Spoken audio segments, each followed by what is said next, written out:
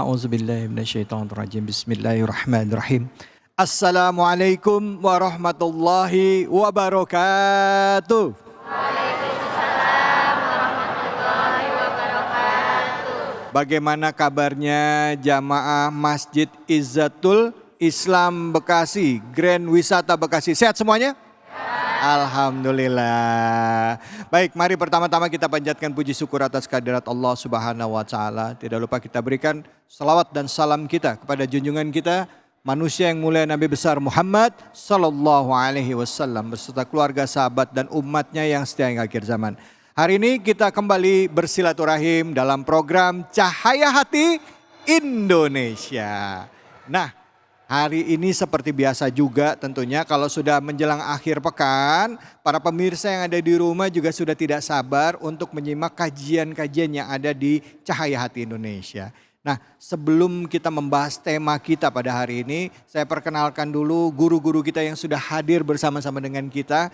Hadir, beliau ini seorang ustadz, seorang guru, seorang ulama dan juga pengurus di pimpinan Pusat Majelis Ulama Indonesia, Ustadz Erik Yusuf. Assalamualaikum warahmatullahi wabarakatuh. Waalaikumsalam warahmatullahi wabarakatuh. Gimana, Ustaz sehat Ustadz? David Halim. Allahumma shalli Muhammad. Al-Mukarram, sehat ya? Alhamdulillah. Alhamdulillah Ustaz. Kita di belakang tadi ngobrol-ngobrol tentang bahasan yang lagi viral. Cuman temanya karena banyak yang viral, akhirnya ini yang kita angkat. Tapi nanti kita bahas ya Ustadz ya. Insyaallah. Di sebelahnya sudah hadir Ustazah Ummah. Assalamualaikum warahmatullahi wabarakatuh Ustazah. Waalaikumsalam warahmatullahi wabarakatuh. Sehat Ustazah? Alhamdulillah. Alhamdulillah. Kalau lihat Ustazah Ummah cerah banget ya Bu ya. Alhamdulillah. Enteng masalah keangkat semuanya kayaknya. Makasih banyak sudah hadir di sini Ustazah Ummah. Baik, Masya Allah. Baik, sebelah Ustazah Ummah sudah hadir Ustadz Irwan Maulana. Assalamualaikum warahmatullahi wabarakatuh Ustadz. Waalaikumsalam warahmatullahi wabarakatuh. Sehat Ustadz? Alhamdulillah. Alhamdulillah. Sehat, Ustadz David. Ustadz seneng banget hari ini kita kedatangan guru-guru, ustadz-ustadz muda. Kalau buat saya muda ya, buat anak-anak yang di rumah. Ustadz-ustadz dan ustadzah muda yang akan membagikan ilmunya buat kita semua. Terima kasih banyak sekali lagi. Sama-sama. Dan juga nanti akan hadir bersama kita guru kita untuk belajar membaca Quran lagi. Ya, kita baca Quran lagi sama Kiai Munawir Ngacir lewat segmen Ngaji Yuk. Tapi sebelumnya saya minta perhatian Anda yang di rumah dan juga yang hadir di sini di masjid untuk sama-sama kita simak video yang viral berikut ini. Iya, kita nggak boleh gibah di sini. Kita tidak bergibah ya, tapi kita melihat permasalahan ini dari sudut pandang agama Islam ya. Artinya hal ini diatur nggak sih di dalam Al-Quran seandainya sampai terjadi ya. Dan tentunya kita juga harus bijak dalam menyikapi hal ini ya. Karena bisa aja manusia itu kejeblos dalam melakukan perbuatan dosa karena khilaf apapun itu. Tapi kita bukan dalam porsi untuk melakukan justifikasi orang ini benar atau salah. Kita lihat dari sudut pandang Islam ya. Nah, untuk itu menyikapi ini kami persilakan guru kita Ustadz Erik Yusuf. Fadhol Ustadz. Baik. Pertama istighfar ya, astagfirullahaladzim, tsumma na'udzubillahi min dzalik tentu ya. Ini perbuatan fasyah itu keji gitu, perbuatan yang kalau menurut saya ini masuknya keji ya. Jadi artinya yang kita tuh sama sekali kalau ngelihat ini semua ya, seluruh pemirsa, semua yang punya betul-betul hati nurani itu pasti sampai jijik mungkin melihatnya. Na'udzubillah min dzalik.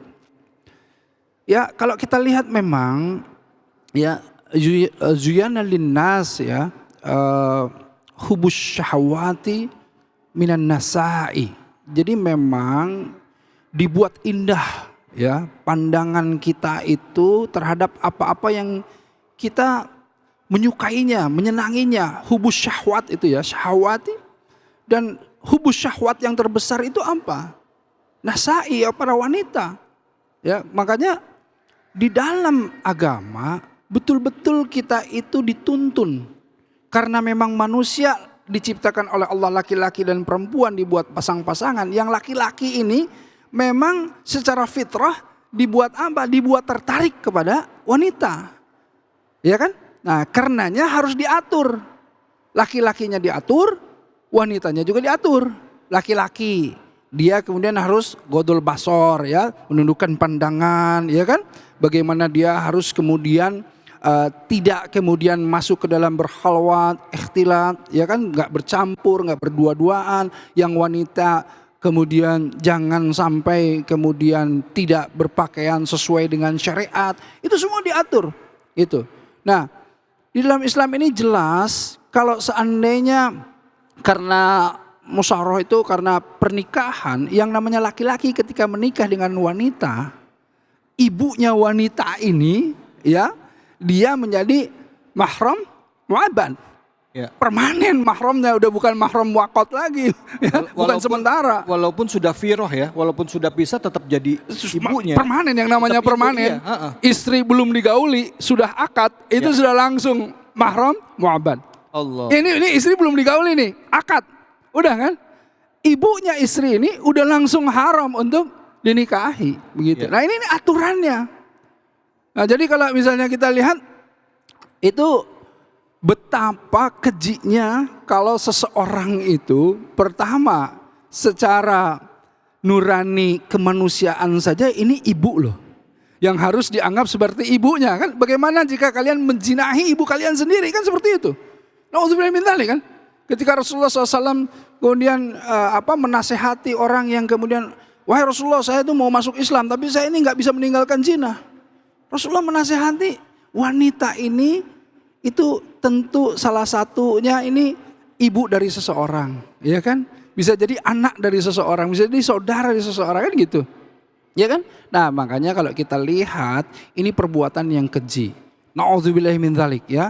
Jadi jangan sampai hal seperti ini bisa kemudian terulang lagi. Cukup sekali ada dan kemudian menjadi pelajaran untuk kita semuanya, insyaallah. Baik, alhamdulillah. Terima kasih banyak Ustaz Erik. Silakan Ustazah Ummah, fadhal.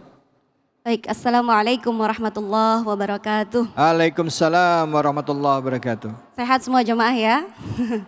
Baik, saya sedikit komentar saja ya, karena memang isu ini lagi viral, berita ini, dan bukan maksud kita untuk menggibahi ya. Setiap manusia tentunya punya potensi untuk melakukan kesalahan, siapapun kita gitu. Bahkan ustadz-ustadzah juga mungkin ya ustadz ya gitu.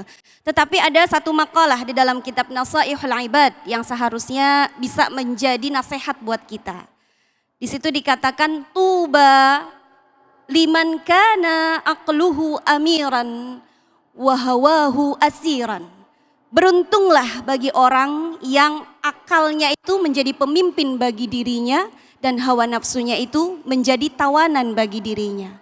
Wa wailun, dan celakalah liman kana hawahu amiran, bagi orang yang menjadikan hawa nafsunya sebagai pemimpin bagi dirinya, wa aqluhu asiran, dan akalnya sebagai tawanan bagi dirinya. Jadi kita nggak boleh balik nih ya. Allah memang memberi kita sebagai manusia nafsu dan syahwat. Tentu tadi seperti Ustadz Erik sudah katakan, zuyyina linnas hubbus syahwat minan nisa. Salah satunya nafsu sama perempuan.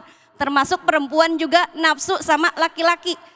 Sebagai makhluk hidup Allah memberi kita seperti itu, memang sudah kodratnya. Tetapi nafsu yang kita punya Allah imbangi dengan akal. Maka jangan jadikan nafsu itu sebagai utama dalam diri kita, tetapi jadikanlah akal sebagai pengendalinya. Sehingga kita bisa mengimbangi ketika manusia punya kebutuhan biologis seperti itu, punya kesenangan, punya syahwat.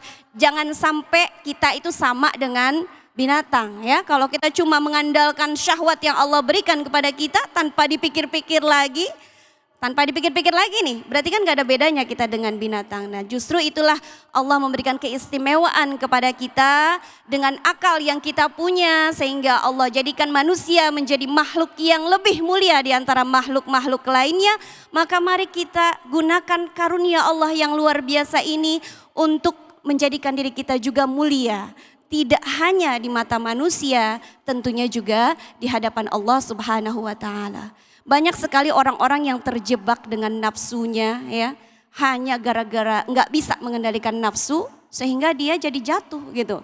Banyak nih pejabat-pejabat, bukan hanya yang lagi viral, ini kan tadinya nggak terkenal nih. Kita nggak kenal siapa dia, tiba-tiba jadi terkenal gara-gara kasus tersebut. Mudah-mudahan ini bisa jadi pelajaran buat kita semua. Baik, Terima kasih. alhamdulillah. Terima kasih banyak Ustazah Ummah. Dan Ustadz, ini kalau tadi kan sudah dibahas dari dosanya. Nah sekarang bagaimana kita umat Islam kan Allah mengatakan wasyari'u ila magfiratin min rabbikum wa jannati arduha samawati wal ardu uiddatil muttaqin. Apakah nggak ada pintu tobat bagi mereka? Apakah mereka bisa memperbaiki diri ya kan? Dan bagaimana kita harus menyikapinya seharusnya supaya orang-orang yang sudah melakukan kesalahan. Ini baru salah satu contoh. Masih ada lagi mungkin perbuatan-perbuatan untuk bisa memperbaiki dirinya gitu di dunia ini. Masih ada nggak sih pintu tobatnya? Bisa nggak sih membenahi diri? Silakan Ustaz. Oke, baik, terima kasih Ustadz David. Jujurly ini harus kita beristighfar tadi yang Jujurly, sudah Ustadz Erik sampaikan. Kemudian wal'iyadzubillah, thumma na'udzubillah. Ini merupakan sebuah perbuatan yang sudah melampaui batas. Ya. Kalau berbicara masalah nafsu, memang selalu dikaitkan dengan keburukan. Dan nafsa la'ammaratun bisu'il akhirih. Maka dari itu kita harus memiliki rem secara pribadi. Kemudian perbuatan ini sudah melampaui batas dan masuk kepada kategori zina. Allah Ta'ala berfirman di dalam surat Al-Isra, wala taqrabuz zina innahu kana fahishatan wa sa'a sabila. Merupakan sebuah perbuatan yang keji dan juga buruk.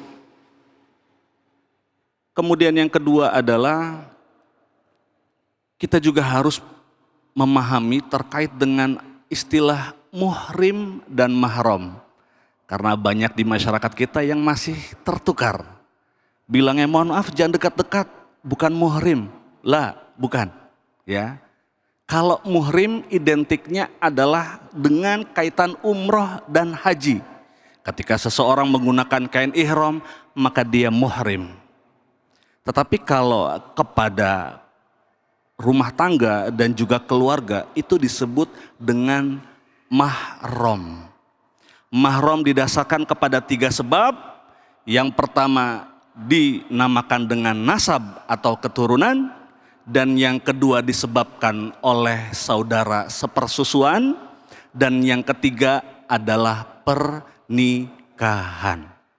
Sejalan dengan yang Ustadz Erik sampaikan tadi, bahwasanya mertua ini adalah mahram. Bahkan mahram mu'abad ya Ustaz ya. Mahram mu'abad ini selamanya nggak bisa untuk dinikahi. Maka apabila kita memiliki kesalahan, apapun itu kesalahannya, yakinlah yang namanya rahmat Allah ini sangatlah luas. Di dalam perang Khaybar, Rasulullah Shallallahu Alaihi Wasallam mengisahkan ada satu orang sahabat yang dia baru bersyahadat kepada Allah, masuk agama Islam, tetapi belum pernah sujud sekalipun, kemudian berangkat ikut perang Khaybar, qadarullah meninggal. Dan Rasul mengatakan ini adalah bukti daripada rahmat Allah yang sangat luas. Wallahu a'lam bishawab. Masya Allah. Jadi pertanyaannya tadi Ustadz, apakah masih bisa bertobat gitu. Artinya kan orang suka menjudge, oh ini udah melakukan fahisyah nih, udah melakukan zina nih, berarti gimana gitu. Gimana Ustadz? Oke. Insya Allah yang namanya rahmat Allah luas dan Allah maha pengampun kepada hamba-hambanya. Ya, baik Ustadz. Alhamdulillah.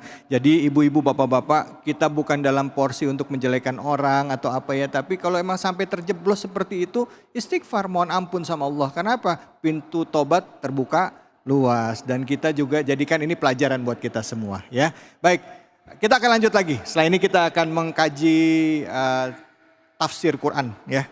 Yang akan disampaikan oleh guru-guru kita. Jadi jangan kemana-mana, tetap di mana? Di Cahaya Hati Indonesia.